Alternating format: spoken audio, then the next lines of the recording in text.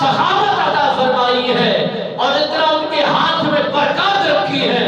अगर वो एक देने को तैयार हो जाए, अगर वो तो ये कतरे और तीले अगर उठा कर देख दे और अल्लाह की बारगाह में रजू कर दे, तो रब्बे बेनियाज वो तीले नहीं बनाता, बल्कि वो तीले सोने बन जाते हैं और वो सोना बनकर बिक जाता है और जरूरतमंदों की मुरादें पूरी हो जाती है।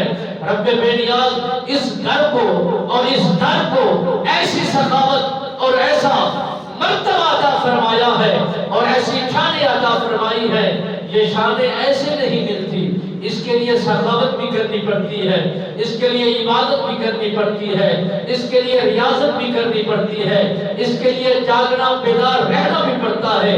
मेरे नबी रहमत फख्र मौजूदात सल्लल्लाहु अलैहि वसल्लम सरकार के दीवानों, आज की रात ताक रात है और ये आखिरी अशरा शुरू होने का ये इब्तिदाई रात है।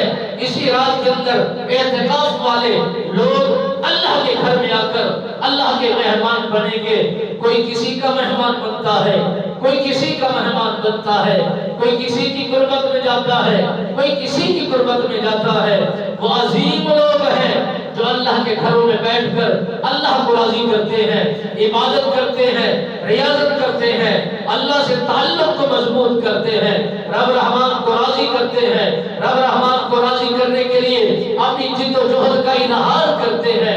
मेरे नबी मोहतरम सल्लल्लाहु अलैहि वसल्लम सरकार ने फरमाया, एक एहतिकाफ की 3 सूरत हाल होती है, 3 किस्म का होता है।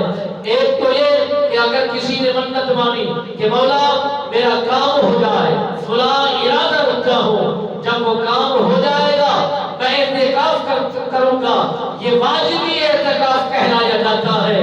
दूसरा एहतिकाफ सुन्नत मुअक्कदा है, यानी आखिरी अशरे का एहतिकाफ। ये जो आखिरी अशरा आज से शुरू हो जाएगा इसको सुन्नत मुअक्कदा कहा जाता है।